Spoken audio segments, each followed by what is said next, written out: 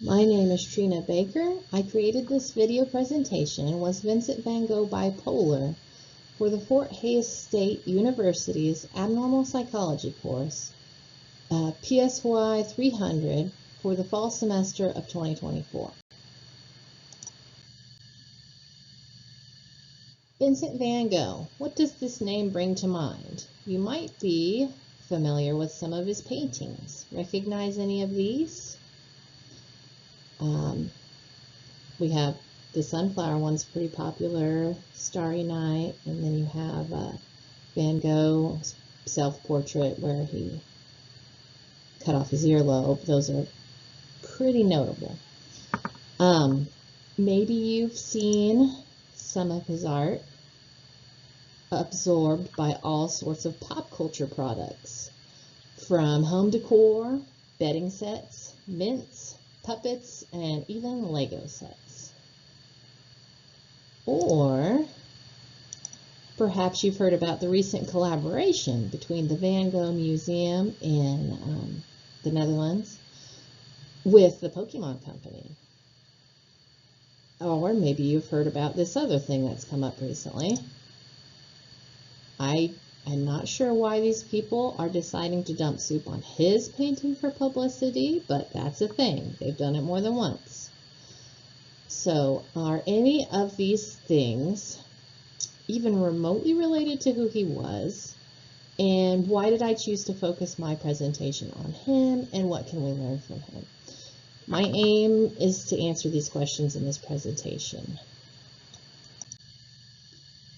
Vincent's moment in time. Vincent van Gogh was born March 30th, 1853 and died July 29th of 1890. For perspective, a few of his contemporaries were Queen Victoria of England, Gregor Mendel, founder of modern genetics, Mark Twain, writer, Thomas Edison, inventor, Louis Pasteur, chemist and microbiologist, writers Robert Louis Stevenson and Sir Arthur Conan Doyle, David Livingstone, missionary and explorer, and the composers Tchaikovsky, Brahms, and Charles Camille Saint-Saëns. What else was going on in the world during Vincent's time? In 1863 came the Emancipation Proclamation, and in 1865, the end of the American Civil War. In 1876, Alexander Graham Bell patented the telephone, and in 1880, Thomas Edison patented the electric light bulb.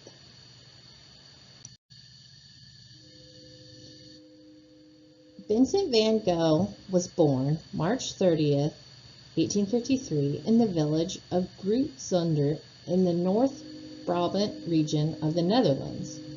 The quotation from the Bernard, which is listed in my references. He spent most of his younger days in Holland or the Netherlands, but also spent some time in Paris, London, Brussels, and other cities and villages as he grew older, moving around for job opportunities, inspiration when he was working as an artist, and at times for the sake of his physical and mental health. Vincent was the son of a Protestant pastor, Thomas van Gogh, who was seen as a pleasant man but considered unsuccessful by the church hierarchy and was delegated to working in poor, out-of-the-way parishes. A reference there. Vincent shared his name and his birthday with his brother, who was stillborn exactly 1 year to the day before Vincent himself was born. That was a great source of guilt for him. He also had 5 younger siblings. There were 3 sisters and 2 brothers. His brother Theo, though 4 years younger than him, was his closest sibling and his best friend, even as an adult. He relied on Theo for money, for emotional support. They were besties for life. His relationship with his family was generally stable and positive in his younger days, with straining and disagreements cropping up when his behavior and way of thinking caused him to keep switching his career field, as well as some questionable choices in his love life. A reference there for that. Interpersonal struggles. During his youth, Vincent was considered unusual and rather eccentric in his beliefs and behavior. He would often go off by himself to study, or draw, or even to eat his meals. He had a hard time knowing how to interact and connect with people, not understanding why they were upset with him or why they disliked him. He could get very irritable and contrary, getting into rages, but also felt terribly lonely and suffered from long periods of depression. These patterns continued on into his adulthood. He consistently had bad luck when it came to his love life, though he desperately wanted to be loved. He would either fall for girls that obviously weren't interested, sometimes even appalled at the thought, or he took up with women his family were adamantly opposed to him marrying or even being in a relationship with, such as some of his models or prostitutes. Struggles finding his place in the world. Vincent van Gogh was a smart and fervent man. He was well read, he studied all the time, and he was fluent in several languages, but he couldn't seem to fit in anywhere. It wasn't for a lack of trying, though. He tried and failed at being an art dealer, as many of his family, including his brother Theo, were in the art dealing business. He tried being a teacher, and that didn't work out. He also tried being a pastor like his father, and even being an evangelist, but those jobs didn't work out either. Everything he tried, he applied himself with full force and gusto, often overwhelming other people and alienating himself.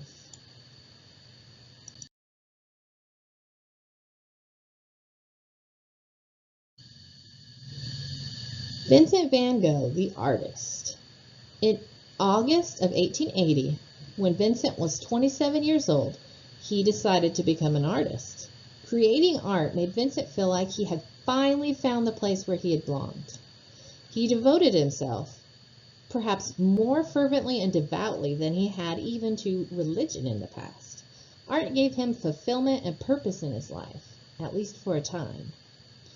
He worked seriously as an artist for only 10 years, his possibly most productive period, in which he produced about 70 paintings, occurring during the few months prior to his death by suicide in 1890.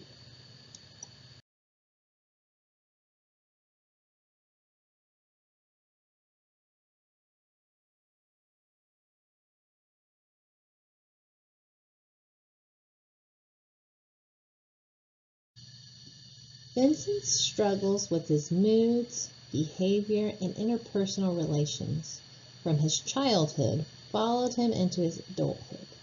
Despite finding his calling in place as an artist, he struggled with his cycles of mania and depression. When he was in a manic episode, he was wildly creative, but also highly irritable, paranoid, argumentative, and likely to have small things enrage him. In his depressive episodes, he was quite thoughtful and contemplative, but very lonely and sometimes delusional, and morbidly despairing the point of life and the worth of his own life.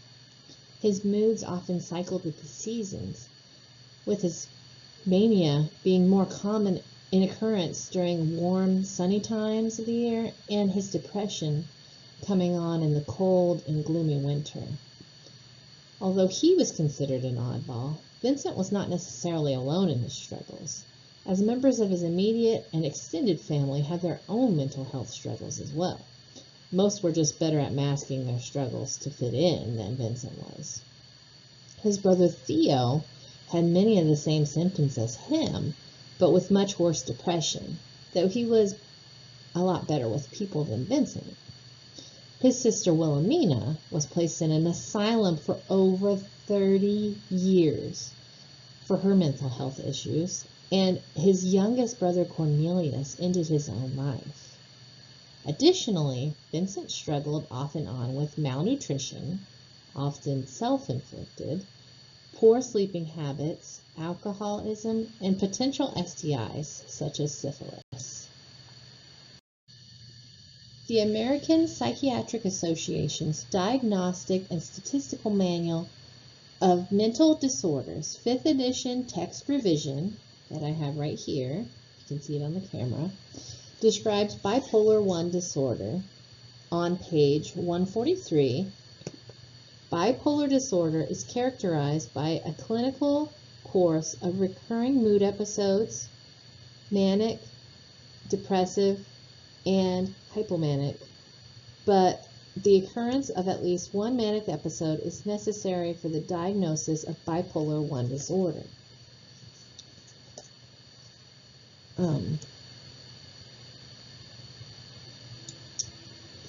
So there's 3 different types of episodes that are included in this diagnosis. Manic episodes, or mania, hypomanic episodes, which are very similar to mania type episodes, but they have a few different descriptors in the criteria, but they're nearly identical. They just have a few just slightly different things. So those two are kind of together in their criteria, just a slight little difference. And then major depressive episodes.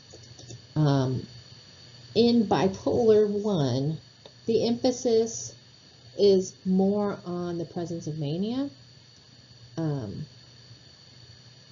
hypomania, but depression can also be present, or major depressive episodes, and they can alternate, they can be cyclic. A brief synopsis of what a manic episode would look like would be an abnormally, persistently elevated, expansive, or irritable mood, or an abnormally, persistently increased activity or energy lasting at least 1 week, persistent most of the day, nearly every day. And it goes into some aspects of that in the description on page 140 of the manual, of inflated self-esteem, grandiosity, decreased need for sleep, feeling more talkative than usual, very distractible, flight of ideas, increase in goal-directed activities,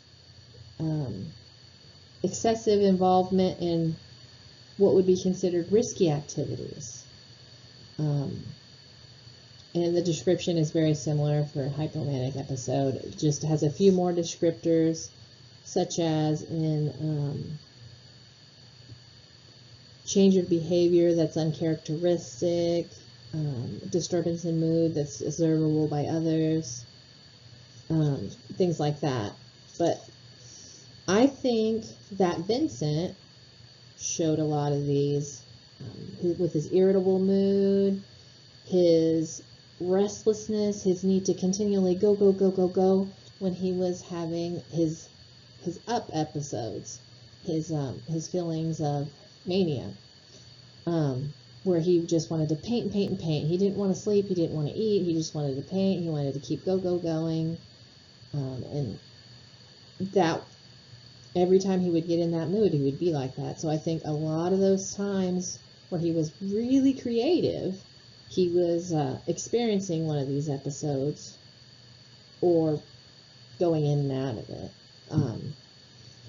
But since he also experienced depression, I think that's also included here in the major depressive episode description, which lists having 5 or more of the given criteria symptoms for at least a 2-week period, and including a depressed mood and a loss of interest and pleasure. And when he would get in his depression, a lot of times in the winter or gloomy weather, or when he came down from an episode of mania, he would feel that depression and loss of interest in everything.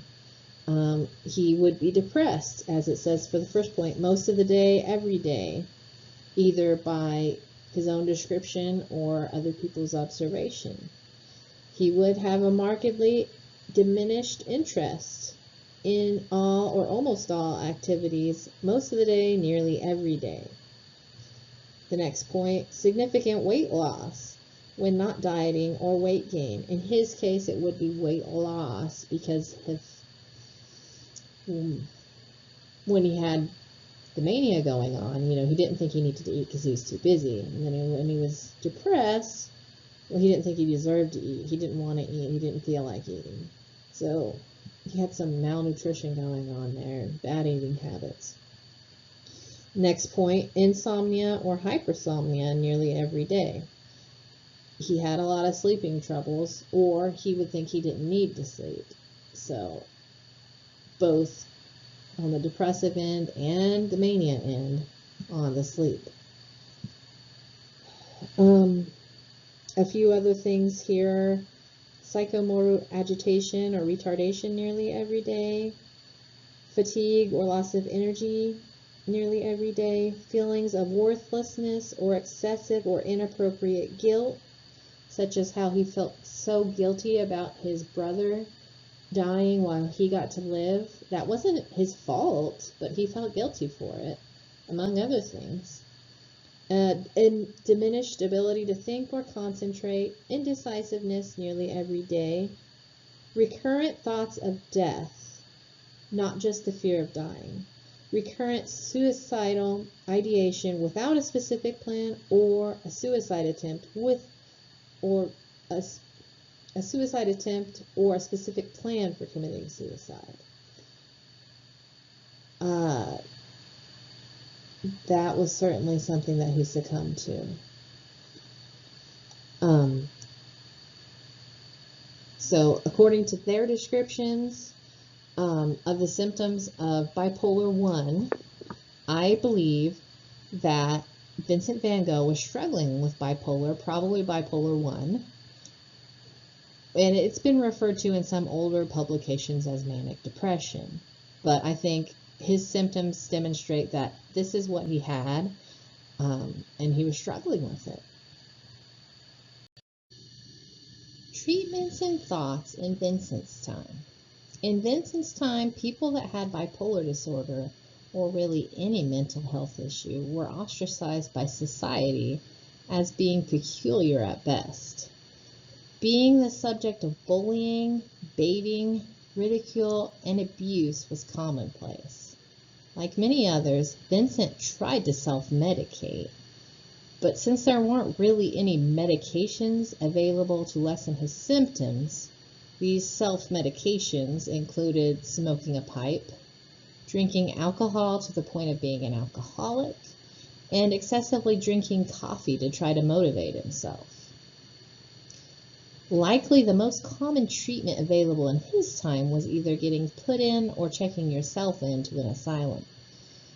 After trying to stay with Theo and other artist friends didn't work out because of clashes in temperament and an episode where Vincent cut off his earlobe to give to a girl at the local brothel, Vincent was in and out of the hospital over worries for his health and well-being, eventually accepting his need to get help.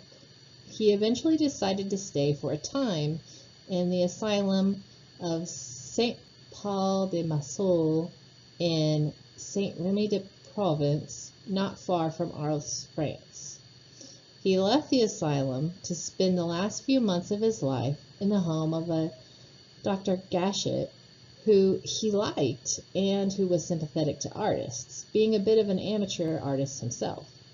Unfortunately, the hospital, asylum, and the sympathetic doctor weren't able to help Vincent, who came to see his death as the only solution to his problems and the trouble that he felt he was causing his brother Theo.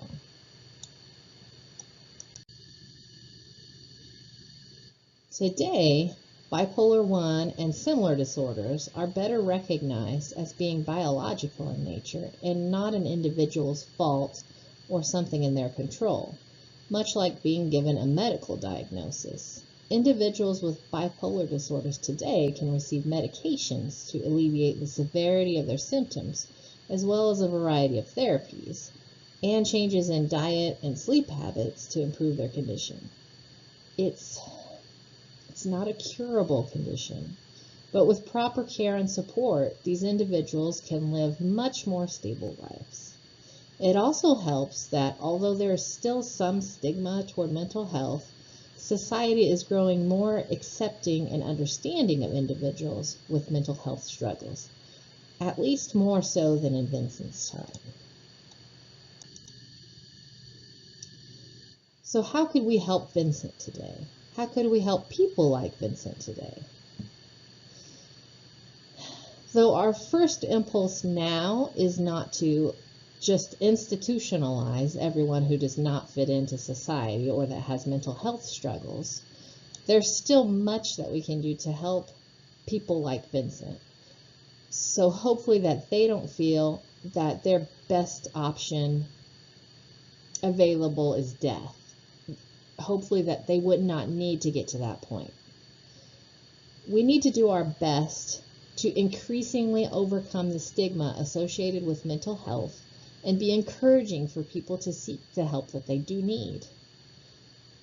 You know, that way they wouldn't be afraid to get help or feel like, you know, people are going to look down on them for getting help. We, you know, encourage that people get help. We support that people get help, and it's a good thing. We need to nurture our empathy. Vincent was a person, and the people today that have this struggle, they are people too. They are people like us with lives and families and interests and talents. We should seek to understand their behavior and reactions rather than being condemning or distancing ourselves. One of the biggest reasons there's such a high occurrence of suicide in individuals with bipolar disorders is that they don't feel supported. They aren't getting the support they need. They need to even want to carry on. And having bad interpersonal relationships are making things even worse for them. They don't have to be alone and struggling. We can be patient, understanding, and supportive friends and neighbors. It's too late to help Vincent now, but it's not too late for the people struggling with bipolar today. And I hope that we can learn from Vincent and from the science that we have now, that hopefully less and less people will think that they have to end things with suicide, that they could get help and that it's okay to get help. And thank you for watching.